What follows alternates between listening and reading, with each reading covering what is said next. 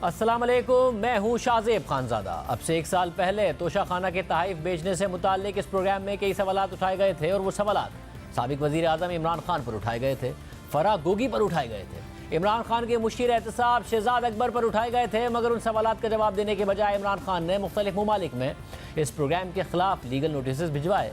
मगर इसके बावजूद हम अपने मौक़िफ़ पर कायम रहे। बरतानिया में जियो न्यूज़ ने इस प्रोग्राम की तरफ से इमरान खान के लीगल नोटिस का जवाब दिया और दावा किया कि हमने तोशाखाना स्कैंडल की रिपोर्टिंग पर तमाम कानूनी तकाज़े पूरे किए हैं, तमाम सहाफ़ती तकाज़े भी पूरे किए हैं और तमाम इखलाकी तकाज़े भी पूरे किए हैं। अगर आप हमारे खिलाफ कार्रवाई आगे बढ़ाते हैं तो हमारी तरफ से उसका मजबूती से दिफा किया जाएगा। लेकिन हमारे जवाब के बाद इमरान खान और उनकी कानूनी टीम ने खामोशी इख्तियार कर ली है।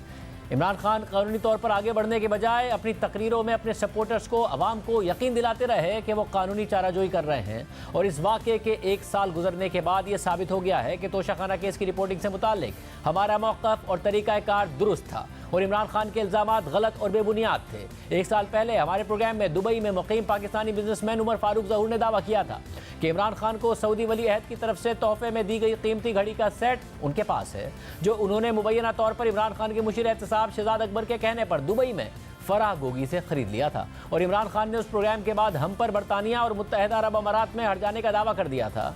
खुद इमरान खान ने 16 नवंबर 2022 को ट्वीट किया था कि बस बहुत हो गया। कल जियो और खानजादा ने सरपरस्तों की मदद से एक मशहूर ज़माना धोखेबाज और आलमी सतह पर मतलूब मुजरिम की तराशी गई बेबुनियाद कहानी के जरिए मुझ पर बहुतान तराशी की। मैंने अपने वकला से बात की है और मैं जियो, खानजादा और इस धोखेबाज के खिलाफ पाकिस्तान में ही नहीं बल्कि बरतानिया और मुत्तहदा अरब अमारात में भी कानूनी चाराजोई का इरादा रखता हूँ। फिर उसी दिन इमरान खान ने अपने खिताब के दौरान ये धमकी दोहराई और कहा कि मैं आज अफसोस से ये कहना चाहता हूँ कि हमारा जो इंसाफ का निज़ाम है उस पर मुझे उम्मीद नहीं है कि मुझे कोई इंसाफ मिलेगा। मैं जियो ग्रुप के खिलाफ लंदन में अब केस कर रहा हूँ। इसके बाद भी इमरान खान अवाम के सामने यही बात दोहराते रहे, बरतानिया के अदालती निज़ाम की तारीफ़ करते रहे, पाकिस्तान के अदालती निज़ाम से मायूसी का इजहार करते रहे। इमरान खान ने बाकायदा बरतानिया में हमारे खिलाफ कानूनी चाराजोई शुरू करते हुए हमें लीगल नोटिस भेजा। लेकिन हमने ना सिर्फ उस नोटिस का जवाब दिया बल्कि कानूनी तौर पर अपनी पोजीशन वाज़े की और बताया कि हमने जो भी रिपोर्टिंग की है वो सहाफ़ती उसूलों और इखलाकी दायरा कार में रह कर की है। हमारे प्रोग्राम में एक साबिक वज़ीर आज़म पर जो इल्ज़ामात लगे थे उसके पीछे एक पूरी कहानी थी और वो कहानी इस इर्द गिर्द घूमती थी कि तोशाखाना स्कैंडल से मुबैना तौर पर इमरान खान समेत उनके करीबी लोगों ने फ़ायदा उठाया था और मुबैना तौर पर इसमें वज़ीर आज़म इमरान खान का दफ्तर मुलव्विस था। और इस पूरी कहानी को रिपोर्ट करने से मुताल्लिक हमने ना सिर्फ दूसरी तरफ का मौक़िफ़ अपने प्रोग्राम में रखा था बल्कि उन इल्ज़ामात के जवाब के लिए मुसलसल इमरान खान समेत उनके करीबी लोगों से रब्ता किया था। बार बार उन्हें प्रोग्राम में शिरकत की दावत भी दी थी, उन्हें सवालनामे भी भेजे थे। मगर इसके बावजूद इमरान खान ने हमें लीगल नोटिस भिजवाए। और सिर्फ यही नहीं, अब से ठीक 1 साल पहले 15 नवंबर 2022 को उमर फारूक ज़हूर ने हमारे प्रोग्राम के दौरान ही सऊदी अरब से इमरान खान को मिलने वाले कीमती तोहफे दिखा भी दिए थे, हमारे साथ तस्वीर और सर्टिफिकेट्स भी शेयर कर दिए थे और ये दावा किया था कि उन्होंने ये पूरा सेट मुबैना तौर पर बुशरा बीबी की दोस्त फराह गोगी से $20 लाख यानी उस वक्त पाकिस्तानी करेंसी में 28 करोड़ रुपए में खरीदा था और फराह गोगी के इसरार पर ही कैश में अदायगी की थी। उमर फारूक ज़हूर के दावे के बाद सियासी हलचल मच गई थी। इमरान खान पर कई अहम सवालात उठने लगे थे क्योंकि इस घड़ी की फ़रोख्त से मुतालिक इमरान खान के मौक़िफ़ और उमर फारूक ज़हूर के साथ मुबैना डील में पैसों का बहुत बड़ा फ़र्क सामने आ रहा था। इमरान खान ने इलेक्शन कमीशन में इस हवाले से मौक़िफ़ इख्तियार किया था कि तोशाखाना के इन तहफ़ की कीमत 10 करोड़ से ज़ायद लगाई गई थी और उन्होंने ये सेट उसका 20% यानी 2 करोड़ 12 लाख रुपए अदा करके अपने पास रख लिया था और फिर बाद में 5 करोड़ 80 लाख रुपए में ये सेट फ़रोख्त कर दिया था। लेकिन इस पूरी ट्रांजैक्शन का इमरान खान ने कोई मनी ट्रेल नहीं दिया था। मगर घड़ी के मुबैना खरीदार उमर फारूक ज़हूर ने दावा कर दिया कि उन्होंने यह सेट खरीदने के लिए फराह गोगी को $20 लाख यानी 28 करोड़ रुपए अदा किए थे। ये इमरान खान साहब पर बहुत संगीन माली बेज़ाब्तगी का इल्ज़ाम था। एक वज़ीर आज़म की हैसियत से उन पर माली बेज़ाब्तगी का बहुत बड़ा इल्ज़ाम लगा दिया गया था जिसकी वजह से मुबैना तौर पर कौमी ख़जाने को करोड़ों रुपए का नुकसान पहुँचाया गया था। इस इंटरव्यू के फ़ौरन बाद ही हमने इमरान खान साहब के सामने चंद सवालात रखे, उनको और तहरीक इंसाफ के दीगर रहनुमाओं को अपने प्रोग्राम में आने की दावत दी, मगर किसी ने प्रोग्राम में शिरकत नहीं की और हमारे सवालात के जवाब देने के बजाय जियो न्यूज़ हमारे प्रोग्राम को निशाना बनाना शुरू कर दिया। हमारे खिलाफ पाकिस्तान, दुबई और बरतानिया में मुकदमा दायर करने की धमकी भी दे दी और बाद में हमें लीगल नोटिस भी भिजवा दिया जिसमें वो खुद गलत साबित हुए।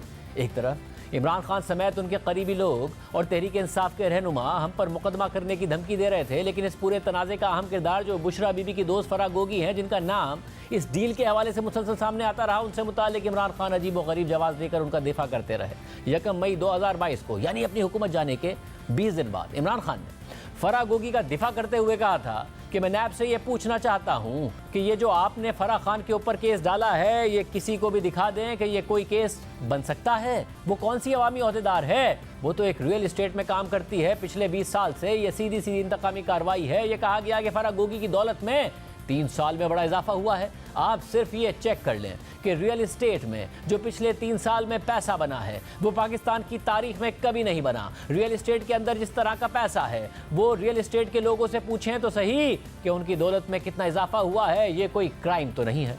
यानी इमरान खान फराह गोगी का दिफा करते रहे, खुद ये भी कहते रहे कि इस मुल्क का सबसे बड़ा माफिया रियल इस्टेट माफिया है, मगर जब फराह गोगी पर इल्ज़ाम लगा तो उनका दिफा करने में ये तावील देते रहे कि मेरी हुकूमत में तो रियल इस्टेट के लोगों की दौलत में बेपनाह इजाफा हुआ है, इसलिए फराह गोगी ने कोई गलत काम नहीं किया है, क्योंकि इसी तरह उनकी दौलत में इजाफा हुआ है। मगर इमरान खान हमारे खिलाफ कानूनी कार्रवाई करने की धमकी देते रहे। लेकिन इमरान खान ने जिस वक्त हमारे खिलाफ मुकदमा दायर करने की धमकी दी थी तो उस वक्त भी हमने उन्हें जवाब दिया था कि हम अपने मौक़िफ़ पर कायम हैं।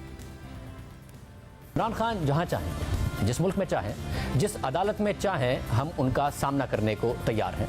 मगर इमरान खान हमारे प्लेटफॉर्म या किसी भी फोरम पर हमारे उन सवालों का जवाब क्यों नहीं दे रहे हैं जो हम मुसलसल उनके सामने रख रहे हैं।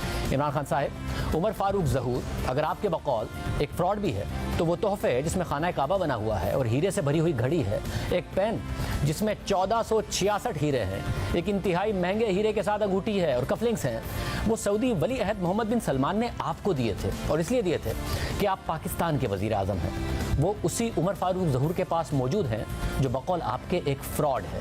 इस मुल्क के अवाम ने 1.5 करोड़ से ज़्यादा वोट आपको दिए, मुल्क के वज़ीर आज़म आप बने, खुद को सादिक व अमीन आप कहते हैं, रियासत मदीना के दावेदार आप हैं, खुलफाए राशिदीन की मिसाल आप देते हैं, अपनी तहरीक का आदत सल्लल्लाहु अलैहि वसल्लम की तकालीफ से मुवाजना आप करते हैं, इसलिए जवाब आपको देना है। आप हर मौके पर खुद पर उठने वाले सवालों का जवाब देने के बजाय दूसरों पर इल्ज़ामात की बौछार करके सिर्फ डिस्क्रेडिट ना करें, बल्कि अब आपको जवाब देने हैं। अगर आपका दावा है कि उमर फारूक ज़हूर की कहानी में झोल है तो आपकी कहानी में उससे ज़्यादा झोल है। अगर एक लम्हे के लिए मान लें कि उमर फारूक ज़हूर की कहानी आपके दावे के मुताबिक बिल्कुल झूठ है तो आइए आपकी कहानी आवाम के सामने रख देते हैं। आपकी कहानी यह है कि आपने खुद बकौल आपके 10 करोड़ रुपए के तोहफे 5 करोड़ 70 लाख रुपए में इस्लामाबाद की एक लोकल मार्केट में एक खस्ता हाल दुकान में बेच दिए और उसकी बैंकिंग ट्रांजैक्शन भी आप दिखाने को तैयार नहीं। आप एक फोटोकॉपी हुए लेटर हेड पर एक हाथ से लिखी हुई रसीद दिखाकर चाहते हैं कि कौम यकीन करे कि तकरीबन 5.25 करोड़ की अदायगी इस रसीद के साथ इस दुकान पर हो गई है और अब मालिक भी दुकान बेचकर भाग गया है।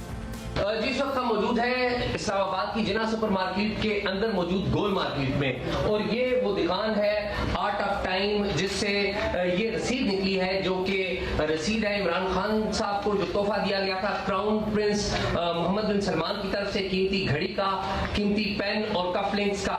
इस दुकान की ये रसीद है जो कि 22 जनवरी 2019 को जारी हुई है। यहाँ पर दुकान के मालिक बख्तियार हैं जो कि बता रहे हैं कि ये दुकान उन्होंने 2020 में ली है। इससे पहले मसूद साहब मालिक होते थे जो कि ये अपना कारोबार घड़ियों का करते थे, वो बेच के चले गए हैं और अब ये दुकान इनके पास है और इस कारोबार को चला रहे हैं। उनका ये कहना है कि नए मालिक का ये कहना है कि वो इस रसीद के हवाले से कुछ नहीं जानते। पहले फवाद चौधरी कह चुके हैं कि घड़ी मुल्क से बाहर बेच दी तो क्या हो गया?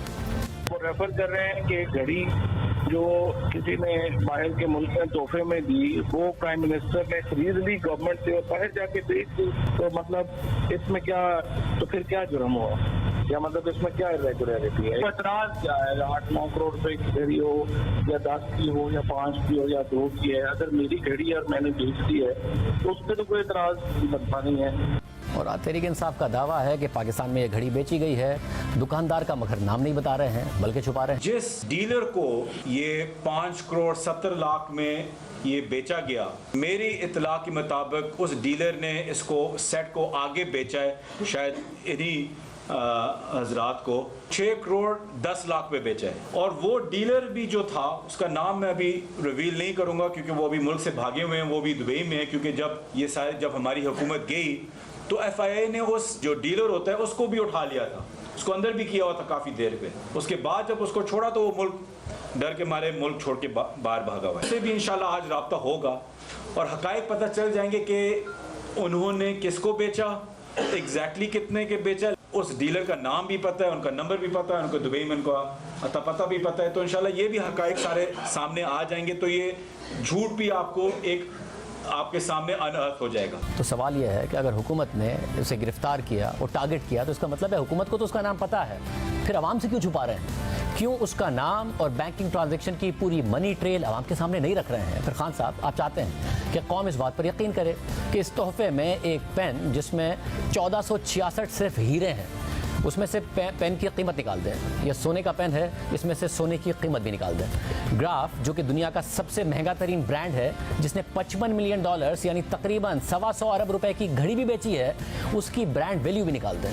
तो भी आपने 1466 हीरों के इस पेन की मालियत 15 लाख रुपए लगवाई और फिर 20% यानी 3 लाख रुपए में ये पेन खरीद लिया और 7.5 लाख रुपए में बेच दिया।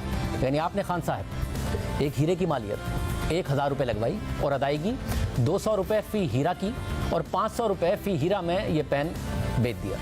खान साहब, आपकी इस बात पर हंसा तो जा सकता है मगर यकीन नहीं किया जा सकता है, क्योंकि जिस मार्केट में आपके बकौल आपने 500 रुपये के हिसाब से एक कीमती तोहफा बेच दिया है, इस मार्केट में आप इतने पैसों में एक वक्त का खाना भी नहीं खा सकते हैं। और ग्राफ कंपनी तो दुनिया के बेहतरीन हीरो के लिए जानी जाती है। इसके अलावा खान साहब, आपको ये जवाब भी देना है कि तोशाखाना स्कैंडल आपके दौरे हुकूमत में ही सामने आ गया था, मगर आपने पूरी कोशिश की कि तफसीलात सामने ना आए और दोस्त ममालिक की नाराज़गी का बहाना बनाते रहे। और जिस सहाफ़ी ने यह स्कैंडल कवर किया उसके साथ क्या क्या हुआ वो अपनी कहानी बार बार बताता रहा है। उस सहाफ़ी और उसकी वालदा को धमकियाँ दी गई, 2 बार नौकरी से निकलवाया गया। जब वो अदालत गया तो अदालत के सामने बहाने बनाए गए। मतलब आपको इसका भी जवाब देना है। ये वो सवाल हैं जिनकी वजाहत खुद इमरान खान साहब ने करनी है या उनके साथियों ने करनी है। आवाम उनके जवाब के मुंतज़िर है। लेकिन आज पूरा दिन गुजर गया मगर तहरीक इंसाफ की तरफ से इन सवालों का जवाब नहीं आया।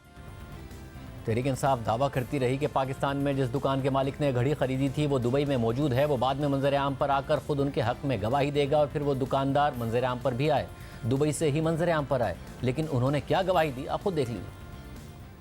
जी, मेरा नाम मोहम्मद शफीक है। गोल मार्केट में शॉप है, जिना सुपर में 18 नंबर में शॉप थी, F7 में जिना सुपर मार्केट में। मैं ये बावर कराना चाह रहा हूँ कि ये मेरी स्टेटमेंट है। मेरे ख़िलाफ़ एक प्रोपेगेंडा चल रहा था मेरी शॉप के ख़िलाफ़ कि जी ये मैंने इमरान खान की घड़ी ख़रीदी है ग्राफ के नाम से। तो ना वो मेरा बिल है, ना मेरे साइन है, ना वो मेरी हैंड राइटिंग है। मैं बिल्कुल डिनाई करता हूँ कि ना मैंने वो वॉच ख़रीदी और ना मुझे इसका कुछ इल्म है। मेरा इससे कोई ताल्लुक़ ही नहीं है, ठीक है। और ये मेरा सियासी तौर पे जो नाम लिया जा रहा है बार बार, शफीक ने ख़रीदी, तो इस चीज़ को मैं बिल्कुल डिनाई करता हूँ। यानी तहरीक इंसाफ के तमाम दावे गलत साबित हो रहे थे मगर हमारे उठाए गए सवालात और नकात का कोई जवाब नहीं दिया गया। और फिर 2 हफ्ते बाद 30 नवंबर 2022 को फराह गोगी ने पाकिस्तान में हमें इस बात पर लीगल नोटिस भेजकर माफ़ी का मुतालबा किया था, क्योंकि हमने तोशाखाना के तहफ़ बेचने से मुतालिक उनके मुबैना किरदार का जिक्र किया था। और इस लीगल नोटिस के जवाब में 30 नवंबर को ही हमने फिर प्रोग्राम भी किया था और बताया था कि इस पूरे मामले पर किस तरीके से हमने अपनी सहाफ़ती जिम्मेदारी पूरी की है और हम इस लीगल नोटिस पर माफ़ी नहीं मांगेंगे और अपने मौक़िफ़ पर कायम रहेंगे। जैसे ही 15 नवंबर को उमर फारूक ज़हूर का ये इंटरव्यू खत्म हुआ, हमने सहाफ़ती जिम्मेदारियों की पासदारी करते हुए उमर फारूक ज़हूर के इल्ज़ामात पर शहजाद अकबर और फराह खान गोगी से मौक़िफ़ लेने के लिए फ़ौरी रब्ता किया और उसी दिन प्रोग्राम में उनकी शिरकत की दावत दी, मगर वो दोनों ही प्रोग्राम में नहीं आए। ताहम शहजाद अकबर ने ट्विटर पर उमर फारूक ज़हूर के इल्ज़ामात की तरदीद की। शहजाद अकबर का ट्विटर पर दिया गया मौक़िफ़ भी हमने अपने प्रोग्राम में चला दिया। इसके अलावा प्रोग्राम के अख्तिताम तक हम फराह खान गोगी का मौक़िफ़ लेने के लिए मुसलसल कोशिश करते रहे मगर वो नहीं आई। और फिर हमारे प्रोग्राम के बाद फराह खान गोगी ने एक रिपोर्टर को अपना मौक़िफ़ दिया जो जियो न्यूज़ पर मुसलसल चलाया गया। फिर अगले दिन दोबारा हमने फराह खान गोगी को प्रोग्राम में शिरकत की दावत दी मगर वो फिर नहीं आई। लेकिन उनके शौहर एहसन जमील गुज्जर अपनी अहलिया की तरफ से जवाब देने के लिए हमारे साथ इंटरव्यू के लिए प्रोग्राम में आए। हमने 16 नवंबर को इस तफसीली इंटरव्यू के दौरान एहसन जमील गुज्जर को अपनी अहलिया की तरफ तरफ से मौक़िफ़ देने और उमर फारूक ज़हूर के इल्ज़ामात पर जवाब देने के लिए पूरा वक्त दिया और उनका पूरा इंटरव्यू नाज़रीन के सामने रखा। जहाँ तक उमर फारूक ज़हूर के इस इल्ज़ाम का ताल्लुक है कि फराह खान गोगी ने अप्रैल 2019 में दुबई में आकर उन्हें ये तहाइफ फ़रोख्त किए थे, तो ऐसा नहीं है कि हमने उमर फारूक ज़हूर के इस इल्ज़ाम को नज़रअंदाज कर दिया था। हमने ख़ास तौर पर एहसन जमील गुज्जर के सामने ये सवाल रखा था और उन्हें अपनी पोजीशन वाज़े करने का मौका दिया था। हमने सवाल किया था कि उस वक्त 2019 में फराह खान कभी दुबई गई थी, तो एहसन जमील गुज्जर ने जवाब दिया कि दुबई तो हमारा आना जाना लगा रहता है, लेकिन आप कोई पर्टिकुलर डेट्स बताएं तो मैं चेक करके बता सकता हूं। तो हमने उनसे पूछा कि फराह खान साहिबा अप्रैल 2019 में दुबई गई थी, हम अभी इंतजार कर लेते हैं। अगर फराह खान साहिबा आपके साथ हैं तो उनसे पूछ लें कि क्या वो अप्रैल 2019 में दुबई गई थी। तो देखिए क्या जवाब दिया। 2019 में कभी फराह खान साहिबा दुबई गई? दुबई तो हमारा आना जाना लगा रहता है, लेकिन अगर आपको पर्टिकुलर डेट्स बताएं तो मैं चेक करके बता सकता हूँ। अप्रैल 2019 में, मैं अभी इंतजार कर लेता हूँ, अगर फराह खान साहिबा आपके साथ हैं तो उनसे पूछ लें अप्रैल 2019 में क्या वो दुबई गई? नहीं, मेरे साथ नहीं इस वक्त, but I will get back to you on this, but I am certain कि अगर वो गई भी हों तो उनका इस वॉच से, इस खरीदो फरोख्त से किसी किस्म का कोई ताल्लुक नहीं है और इस बंदे से वो कभी नहीं मिली। मगर एहसन जमील गुज्जर ने अपने वादे के मुताबिक हमें फराह खान गोगी साहिबा की कोई सफरी मालूमात फराहम नहीं की। अगर वो ये डेटा शेयर कर देते तो हम उनका ये मौक़िफ़ भी अपने प्रोग्राम में चला देते। ताहम सहाफ़ी ताहिर इमरान मियाँ, जो एक अच्छे तहकीकाती सहाफ़ी हैं, उन्होंने हमारे इस इंटरव्यू के 2 दिन बाद ट्रैवल हिस्ट्री की बुनियाद पर स्टोरी की कि फराह खान गोगी अप्रैल 2019 में अमेरिका तो गई थी मगर दुबई नहीं गई थी। मगर एहसन जमील गुज्जर या फराह खान गोगी साहिबा ने खुद हमें इसकी तफसीलात फराहम नहीं की और अब तक नहीं की कि ये बात दुरुस्त है या गलत है। ये वो टाइमलाइन है जो हमने आपके सामने रखी है और कहीं भी हमने अपनी सहाफ़ती जिम्मेदारियों से कोताही नहीं बरती है। लेकिन फराह खान गोगी ने अपने वकील मोहम्मद अजहर सिद्दीक के जरिए हमें हट जाने का नोटिस भेज दिया है और हमसे माफ़ी का मुतालबा कर दिया है। मगर हमारा वाज़े मौक़िफ़ है कि हम अपनी पोजीशन पर आज भी कायम हैं। हमारे पास उमर फारूक ज़हूर का इंटरव्यू करने के लिए रीज़नेबल ग्राउंड्स मौजूद थे। उनके पास सऊदी वली अहद की तरफ से इमरान खान को तोहफे में दिया गया घड़ी का सेट मौजूद था, जिसकी तरदीद आज तक इमरान खान समेत किसी ने भी नहीं की है कि ये वो सेट नहीं है जो सऊदी वली अहद ने इमरान खान को बतौर वज़ीर आज़म तोहफे में दिया था। हमने पूरी तहकीक के बाद ही उमर फारूक ज़हूर का इंटरव्यू किया था और साथ ही साथ इंटरव्यू से पहले, इंटरव्यू के दौरान और इंटरव्यू के बाद तमाम सहाफ़ती उसूलों की मुकम्मल पासदारी की थी और ऐसी कोई सहाफ़ती लापरवाही नहीं बरती कि जिस पर हमें माफ़ी मांगनी पड़े। मज़ीद ये कि हमारे इंटरव्यू से पहले और बाद में भी उमर फारूक ज़हूर ने दीगर चैनल्स पर भी इंटरव्यूज़ दिए और तकरीबन यही बातें वहाँ भी की। फराह खान गोगी के लीगल नोटिस पर हमारा जवाब है कि हम मुआफ़ी मांगने का बिल्कुल भी इरादा नहीं रखते और कानूनी जंग लड़ने के लिए तैयार हैं। वो अदालत जाएँ, हम उनका अदालत में भी सामना करेंगे और वो अगर चाहें तो अपना मौक़िफ़ देने के लिए हमारे प्रोग्राम का प्लेटफॉर्म भी उनके लिए हाजिर है। और ऐसा भी नहीं है कि उमर फारूक ज़हूर के इंटरव्यू के दौरान हम उनकी हर बात पर यकीन करते चले गए। हमने पूरे इंटरव्यू के दौरान अपने दीगर इंटरव्यूज़ की तरह उमर फारूक ज़हूर के मौक़िफ़ में जहाँ झोल नज़र आया वहाँ हक़ाइक़ सामने लाने के लिए सवालात किए। $12 मिलियन का मतलब है आप कह रहे हैं कि तकरीबन 1 अरब 70 करोड़ रुपए की इसकी कीमत है। 2 करोड़ रुपए मुल्क के वज़ीर आज़म ने अदा किए हैं। 1 अरब 68 करोड़ रुपए का मुल्की ख़जाने को नुकसान हुआ है। और अगर आपको ये हो रहा है कि जी पाकिस्तान के हवाले से फिर जब आपने देखा पूरा स्कैंडल आया तो 1 अरब 68 करोड़ रुपए का मुल्की ख़जाने को नुकसान हो तो आपको फिर तैयार तो होना चाहिए कि अगर पाकिस्तान में इस केस पर तहकीकात हो रही हैं, मामला अगर अदालत में है तो आप आकर अपना मौक़िफ़ देंगे। अगर अदालत आपसे कहती है ये सबूत सारे के सारे रखेंगे जो आपके पास मौजूद हैं? बिल्कुल जी, मेरे पास घड़ी मौजूद है और उसके सारे सर्टिफिकेट्स मौजूद हैं। ऑलरेडी मैं अपने लिए आपके सामने बात कर रहा हूँ, इसको कंफर्म कर रहा हूँ कि जी मैंने ये ख़रीदी है और किस कीमत पे मैं ख़रीदी है और इसकी जो अप्रेज़ल है उसको भी मैं आपसे शेयर करने के लिए तैयार हूँ। और आप इंडिपेंडेंटली अप्रेज़ल कोई भी कराना चाहे तो वो भी बेशक करवा ले, कोई इसमें कोई दो राय नहीं है। जहाँ पर आपसे ये पूछा जा सकता है कि भाई आपने इनसे लिए तो वो आप कैसे साबित करेंगे, और ज़रा उनसे दूसरा सवाल होगा कि वो साबित करें फिर अगर आपने इनको नहीं बेची उमर फारूक साहब को तो और किसको बेची, क्योंकि खान साहब ने भी नहीं बताया कि उन्होंने किसको ये बेची थी, उस शख्स का अभी तक नाम सामने नहीं आया है। तो आप कन्विंस्ड हैं और ये साबित कर देंगे कि ये आप ही पहले बायर हैं इसके? जी बिल्कुल, मेरे पास घड़ी पड़ी हुई है और ये इसका यूनिकनेस ये है कि ये एक ही वाहिद घड़ी है पूरी दुनिया में और मैंने 2019 में ख़रीदी थी और सब्सिक्वेंटली तब से मेरे पास ही है। इससे ज़्यादा मैं आपको क्या कंफर्म कर सकता हूँ जी। अभी तक ये बात नहीं कन्विंसिंग लग रही है कि आप खामोश क्यों रहे हैं अभी तक, क्योंकि ज़ाहिर इमरान खान साहब वज़ीर आज़म नहीं रहे थे, मामला बहुत ज़्यादा स्क्रीन्स पे था, फैसला तोशाखाना का भी आ गया था, एक बहुत बड़ा स्कैंडल बन गया था। मेरे लिए तो ये कोई ऐसी बात नहीं थी कि जिसको मैं पोलिटिसाइज करूँ, ना ही मेरा कोई पॉलिटिकल किसी किस्म का अलायंस है किसी पॉलिटिकल पार्टी से। मुझे जब पता चला इस ट्रांजैक्शन के बारे में और जब ये पब्लिक हुई इंफॉर्मेशन तो ऑब्वियसली आई फेल्ट के ये एक बड़ी अनरीजनेबल किस्म की बात है कि आप मार्जिनल से पैसे जमा करा के स्टेट के ख़जाने में इतनी महंगी चीज़ निकाल के और उसको आप ट्रेड करें, तो आई थिंक ये बड़ी अनएथिकल किस्म की एक इनके तरफ से काम हुआ है। आपको इसलिए गुस्सा आया कि अनएथिकल काम हुआ है, जैसे गुस्सा आया कि शहजाद अकबर ने आपके साथ अच्छा नहीं किया था और आपको गुस्सा है उन पर, इसलिए आप ये सारे के सारे मामला अब सामने लेकर आ रहे हैं? नहीं जी, मैंने क्या किसी पे गुस्सा करना है, वो अपने की खुद भुगतेंगे और भुगत रहे हैं। अभी भी ऑब्वियसली पाकिस्तान से भागे हुए हैं, उन पे केसेस बने हुए हैं। मेरा ये इंटरव्यू देने का ये मतलब नहीं है कि मैं उनको इस इंटरव्यू के थ्रू कोई प्रेशराइज करूं। ये एक जो फैक्ट्स है मैंने आपके सामने रखा है जी। ये तो उमर फारूक ज़हूर के इल्ज़ामात हैं और हमारे सवालात के जवाब में उमर फारूक ज़हूर ने दावा किया था कि वो पाकिस्तानी अदालतों में सामना करने को तैयार हैं। तो देखते हैं कि वो फराह खान साहिबा को क्या जवाब देते हैं, मगर हम आवाम के सामने रखते हैं कि उस पूरे स्कैंडल पर हमारी तहकीकात के नतीजे में एक और स्कैंडल भी सामने आ गया और उस पर अभी तक हमें कोई जवाब नहीं दिया गया है। मुबैना बिजनेसमैन मोहम्मद फारूक ज़हूर का दावा है कि बुशरा बीबी की दोस्त फराह खान गोगी ने अप्रैल 2019 में उन्हें ये कीमती घड़ी 28 करोड़ रुपए में फ़रोख्त कर दी थी। और अहम नुकता यह है कि इससे एक महीने बाद यानी मई 2019 में फराह खान गोगी ने इमरान खान की हुकूमत में एमनेस्टी स्कीम से 33 करोड़ रुपए का फायदा उठा लिया था। यानी मुबैना तौर पर एक महीने के अंदर अंदर ये दो बड़े काम हो गए थे। 7 माह पहले जब तोशाखाना स्कैंडल की तफसीलात सामने नहीं आई थी और फराह गोगी पर इल्जामात लग रहे थे, तो फराह गोगी के शौहर एहसन जमील गुज्जर हमारे प्रोग्राम में आए और जब हमने उनसे पूछा कि कैसे और क्यों फराह गोगी ने इमरान खान की हुकूमत में एमनेस्टी स्कीम से फायदा उठा लिया, तो उन्होंने इनकार नहीं किया और वादा किया कि वो तमाम दस्तावेजात हमें भेजेंगे। मगर 7 महीने गुजर गए और कोई दस्तावेजात उन्होंने हमें नहीं भेजी। फिर तोशाखाना स्कैंडल में उमर फारूक ज़हूर ने इल्जाम लगा दिया कि उन्होंने अप्रैल 2019 में फराह गोगी साहिबा से $20 लाख कैश में सऊदी वली अहद के इमरान खान को दिए गए तहफ़ खरीदे थे। तो हमने 16 नवंबर को अपने प्रोग्राम में फराह गोगी के शौहर एहसन जमील गुज्जर से पूछा कि ये कैसे हो सकता है कि मई 2019 में फराह खान गोगी साहिबा ने एमनेस्टी स्कीम ली है, उससे एक महीने पहले इल्ज़ाम लग रहा है कि उन्होंने घड़ियां बेची हैं। तो एहसन जमील गुज्जर साहब अपनी 7 माह पुरानी बात से फिर गए और कहा कि उन्होंने तो एमनेस्टी स्कीम से फ़ायदा 2018 में शाहिद खान अब्बासी के दौर में उठाया था और वो डॉक्यूमेंट भी हमें भेज देंगे।